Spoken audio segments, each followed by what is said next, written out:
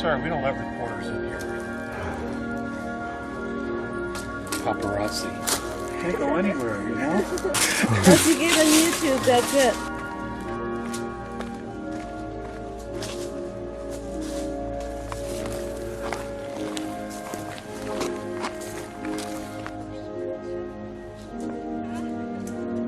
Put the talent up front here.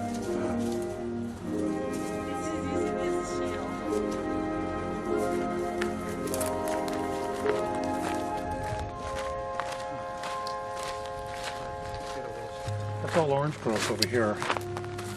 You know, avocado and the orange trees. Got some orange trees up in here as well. This is a very, very old orchard. And it's been here forever. And it was Mornay that pointed this out to me first. I had no idea that it was even here. But you know, they usually pick out the spots. And you know, I was guided to the house we were living in. That in itself was a miracle, is how we even got it. You know, because I was living in the car when that happened.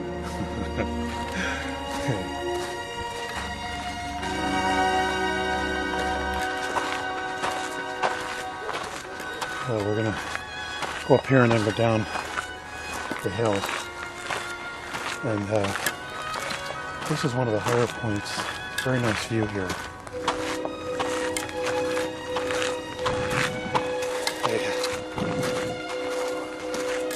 The night I hiked in here, it kind of buzzed me.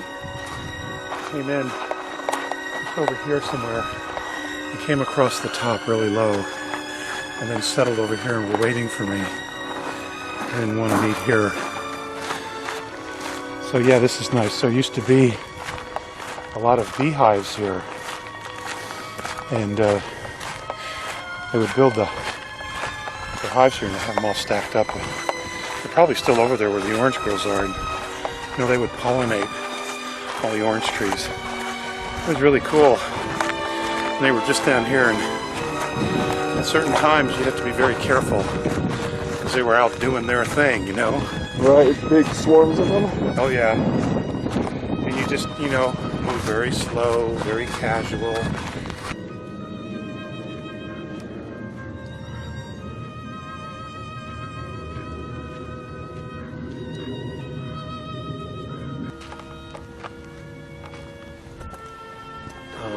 Well, here's one of the areas where I have contacts current.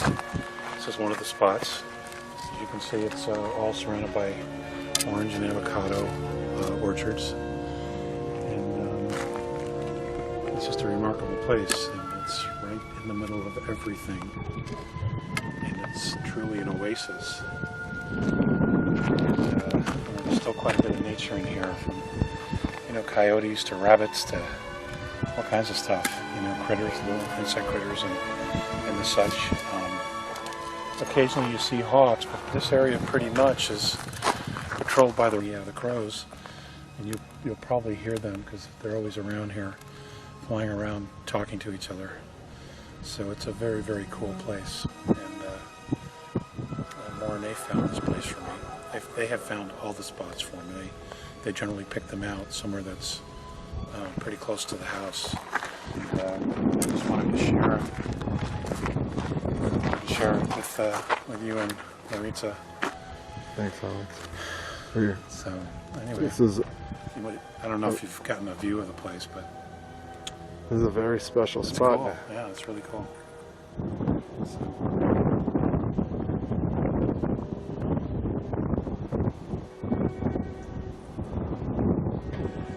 May I ask you, where were you standing when you were last standing here in this area before you were up on the ship with Mornay? Where was the exact spot? Right there.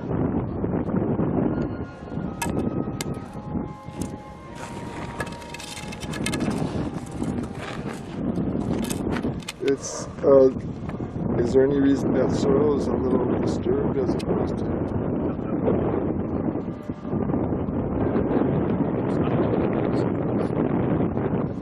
I mean, would what they used to take you up to the ship have created that? Very possible.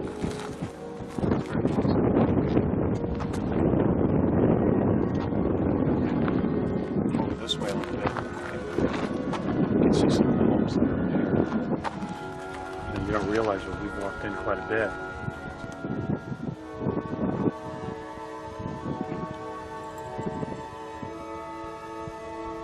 So it was, well, the two you can see are down.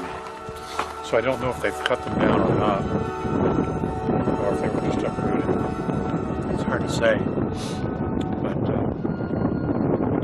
this is a very cool place. You can see in between certain areas, like over there, you have palm trees growing up, and you know, in the midst of the orchards, and there's some pretty old growth trees here.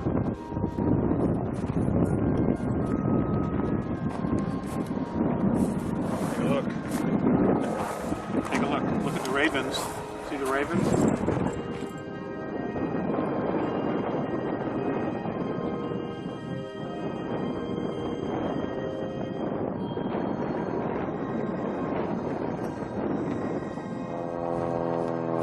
So the last time that I was here was just last weekend. I had a lot of things on my mind. You know, what do I do? What do I do next?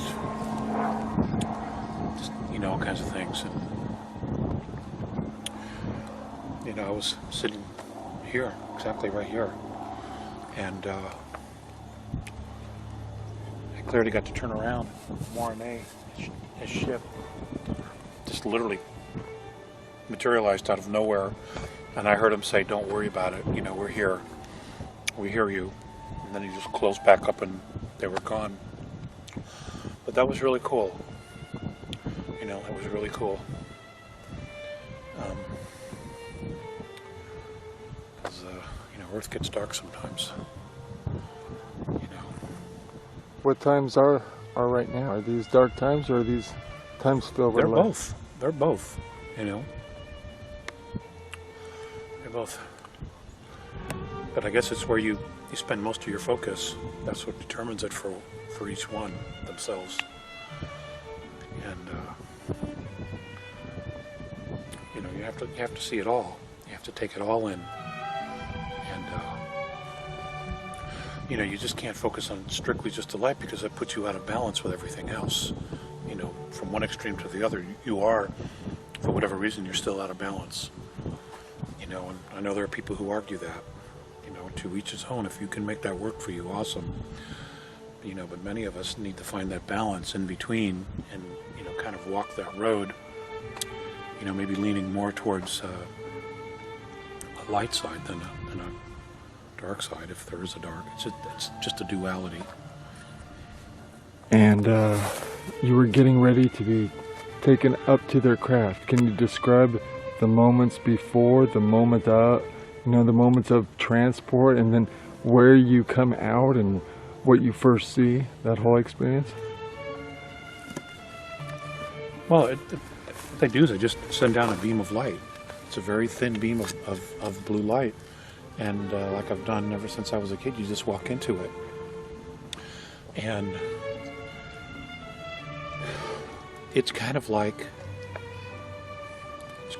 a rush, an adrenaline rush. And it happens very quickly. Whoom! It's almost like you hear a wind. And it's like from the balls of your feet, you're almost lifted inside out. And then you're standing on board the craft. And generally, Mornay is standing right there. It used to be both Mornay and Visayas, and generally, Mornay is standing right there. It used to be both Mornay and Visayas, but, you know, he's crossed over. And now it's just Mornay, and he'll be just standing there waiting for me, and usually there's a smile and a hug, and we leave that area of the craft, and we'll go somewhere else to, you know, to talk or to show me some things, or sometimes we'll just walk around in circles on one of the levels of the ship and just talk about different things. It's very informal, and it's become very informal as the years have gone by, and I really appreciate that the most, you know, because it's become so natural, as it would. So tell me, what are the reactions of the other beings on board the craft is once you've gone up and you're there with Mornay? Do they take notice of you, or are you? Yeah, there's always an acknowledgement. You know, hello, a nod, you know, a half a bow, just, you know, some form of acknowledgement. And then they go on with their duties, doing what they do. Sometimes one or two will walk. until they do something else. You know, but you gotta remember they're telepathic. I don't always hear what's going on in the background. And, it's not like on a battleship, people walking around with radios, or they have an intercom system that says, okay, you need to go to third deck, quadrant A. So it's not like that. No, it's generally very, very quiet. And if you and I weren't talking, it would be that quiet because it's very quiet here. So describe like the hallway you're walking down, or the rooms you're passing, or the... Extremely nondescript. The floors and the walls are made of a material that is not anything that we would recognize here. But then again, the interior of the craft could be shaped and changed into anything. The walls could disappear because they use extensive holographic technology. They could make it one big open area. They could do anything they wanted. So the light is usually coming from everywhere. It's very hard to describe, but it seems to be coming from everywhere. There's not a row of ceiling lights like fluorescent lights. It's none of that. There's just this glow that's everywhere inside the ship. So and it's always very warm. There is a smell that's always on board, and it's very hard to describe. There's an element of it that's sterile, and there's an element of it that's got a sweetness to it. I can't describe it because it's not a smell I've ever smelled here. So I don't have anything to compare it to. So you're walking along with Mornay, and which way does he take you? This last visit. Oh, I don't necessarily know, Rick. I mean, we came out and we went to the left, but, I don't know. I mean, the ships are round. How big is it, the ship? 33. On the outside diameter, it's 33 feet by 21 feet. But on the inside, it has 5 to 7 levels. And how is that? Is it space distortion? That's a great question. Why is it bigger on the inside than it is on the outside? I don't have that answer, but it is, and almost all of them are, actually. I've heard that from Wendell Stevens, too. He had an experience where he was flying a plane into Tucson, and a saucer approached up to him, and he was taken aboard, and it had multi-levels that didn't seem like... Right, they took the airplane and everything inside, right? Everything. Yeah. And it's dwarfed compared to the inside, and, if you're looking at it, like, no way. Yeah, it's pretty awesome. It's pretty awesome. If we could figure that out for cars, like SUVs, that'd be awesome. Make them small compacts, and when you open the door, they're like motorhomes. That would be kicking. That would be. And essentially, that's what they've been able to do. Yeah. They can live in them, and they have labs. They have areas where they can grow food. They have water. They have areas where some of the ships in the earlier years during the contacts with Visayas, there were parts of the ship that he was on at the time where they were as they were moving through different areas, they would pick up life forms and study them, and then they would document them, and then as they were flying back, they would replace the life forms. But this is after they had studied them, had pulled some DNA from them, had taken a holographic camera, so they knew everything about their evolution and their respiratory cycles, their reproduction cycles, all of that. Once they had all that documentation, then they would put the animals or insects back where they found them, and that's kind of how it's all done. It's pretty awesome stuff, And tell me about coming back. Coming back is essentially exactly the same as going on board. And your feelings coming back from last time? My feelings from coming back last time? Yeah. It was too short. It's almost always too short. But, gosh, it's kind of gotten pretty regular.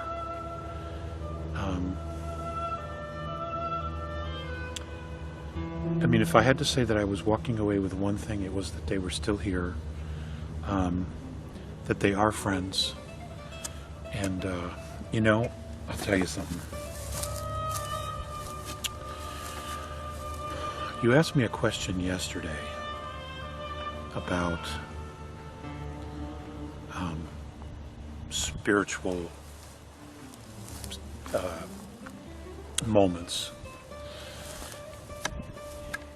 And you know, I can't honestly say that they were spiritual moments, other than to say this.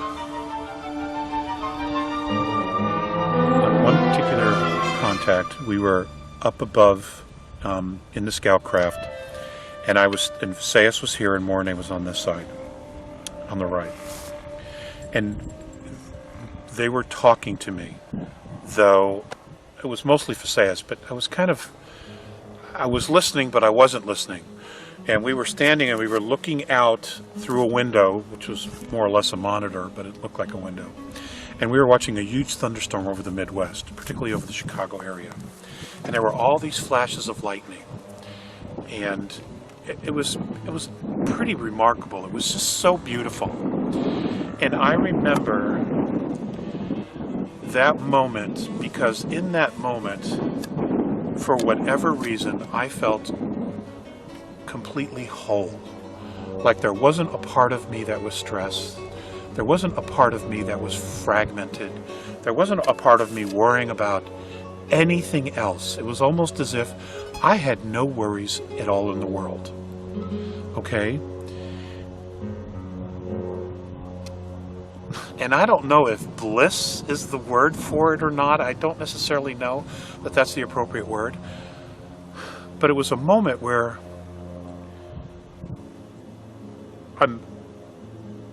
I felt more connected to God than I've ever felt. You know what I'm trying to say? It was just a moment of absolute connection, and in that moment of connection, I felt completely whole. The other experience that I had that I shared with you yesterday, and I'll share it again, was when I had spent the 3 months on the mothership. There was a moment where, you know, in the middle of their motherships, they have these huge park areas.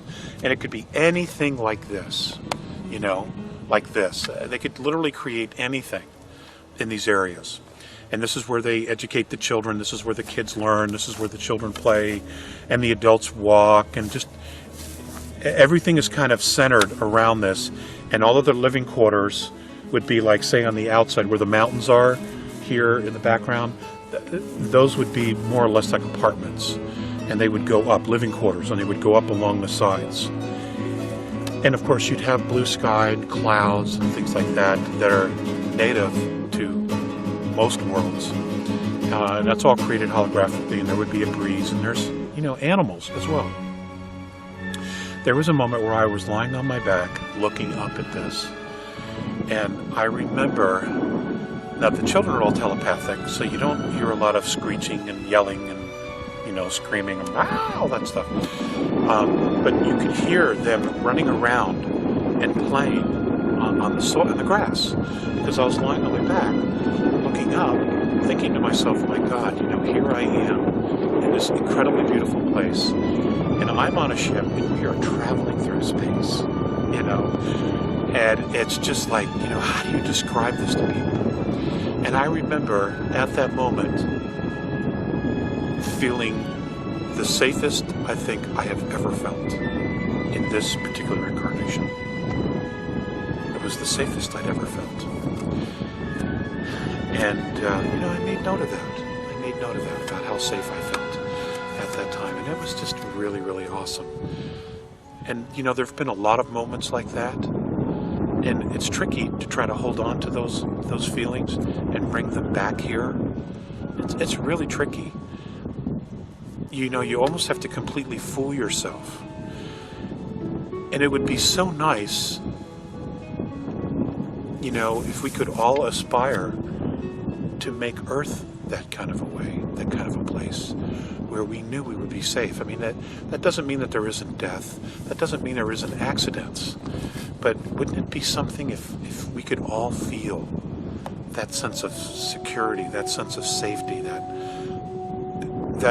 sense of wholeness, you know? And for me, when I'm here and I'm not with them, the only place I get that is in nature. You know, walking around in a place like this and listening to the ravens and the crows and And you or need just to- listening to nothing, just listening to the quietness and tuning into my own frequency, you know. It's kind of, this is good, you know, this is good. You know, everybody needs to nurture their soul and to replenish their soul. And, you know, just check in with their soul. And, you know, that's what I do out here. You know, at least make the effort to have those moments so that you know what you're reaching for when, you know, when the teachers talk about nirvana, when the teachers talk about wholeness,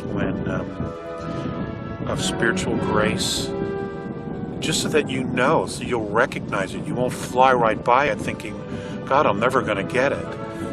You know, and it's not that it's going to last forever, but, you know, always try to make the effort to find those moments, to capture those moments, to know what they are, because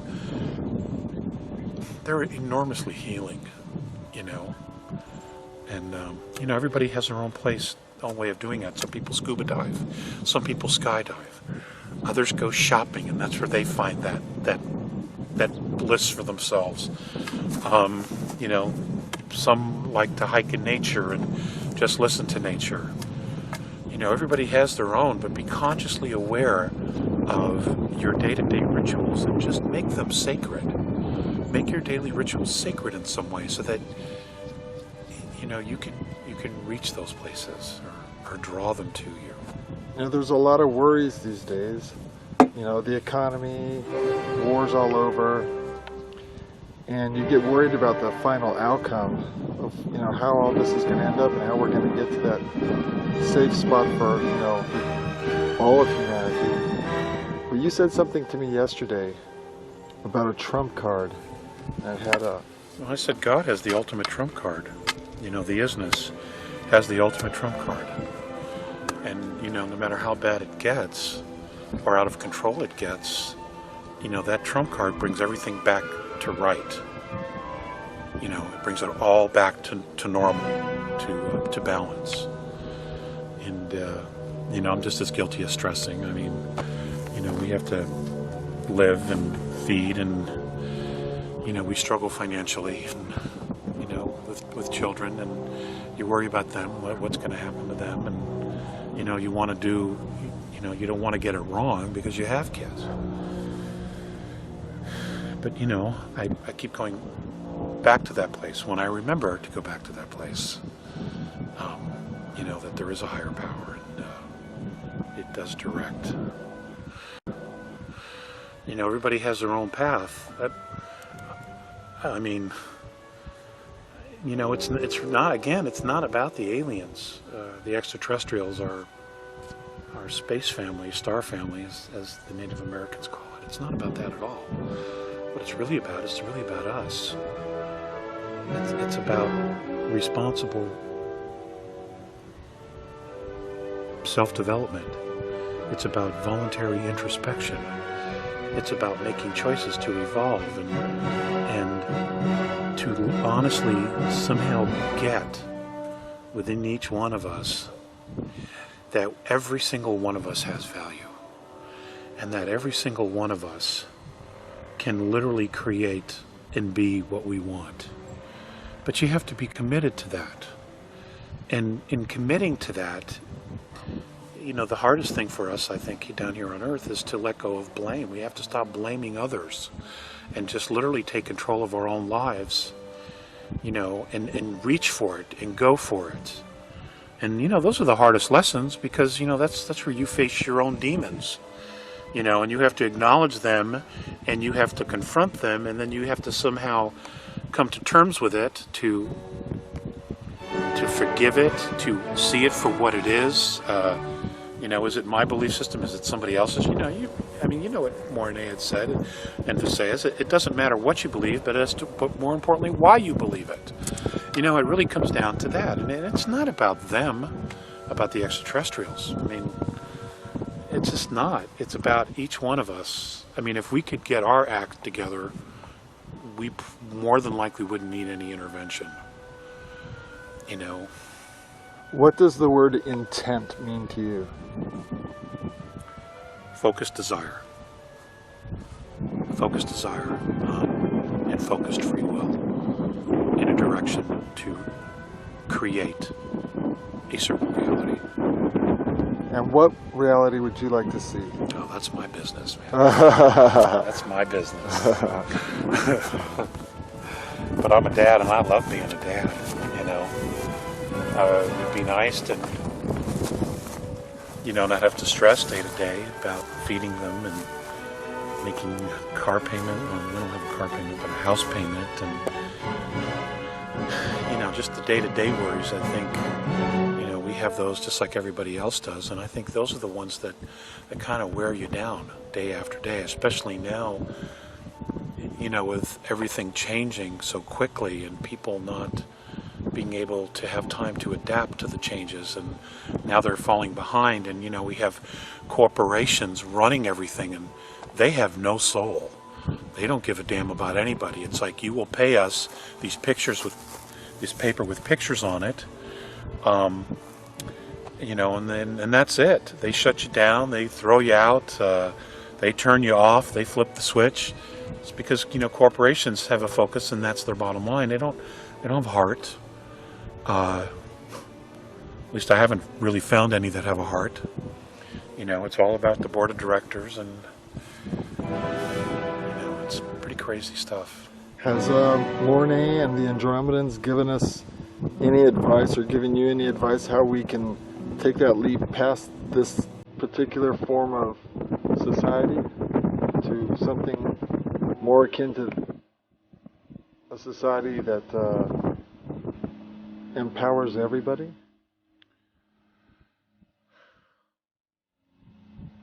I don't think they have directly. At least they haven't to me directly. They have to some of the other contactees. The other three who are in the world somewhere. Contactees from Andromeda. That are talking to Mornay and Visayas, or Mornay now, and maybe other Andromedans. I don't know specifically, and they wouldn't necessarily tell me. Not directly, but, you know, my gut feeling is that if we could figure out who we are, then we would be able to come up with our own solutions. You know, we would be able to come up with our own solutions. I think, you know, when it's all said and done, and we all have that aha moment of, you know, we suddenly miraculously get the big picture about what's been happening here, and how literally, you know, we can create our own reality. I wouldn't at all be surprised if humanity creates something completely different than this. You know, something very, very holistic, because, you know, we all share some a majority of the common values here, of love, of home, of family, of security, of amusement. You know, we all love to laugh. Of knowledge. You know, we all want to learn. You know, there's an awful lot to build on. There's more to build on than there is to tear down, actually. You know, we just have to get all the middlemen out of the way here. And the only reason they're middlemen is because they have elements of control, and they can direct us in ways that are very subtle, that move us in areas that allow them to continue to control and manipulate. So, you know, we're going to get there. We're going to get there. It may be a painful process in letting all that go, because we have to let go of the constructs that we have all built about what we think reality is. You know, maybe this is all going to be a blessing in the end, but it's, you know, there are going to be a lot of growth opportunities, that's for damn sure. So, anyway, let's head back.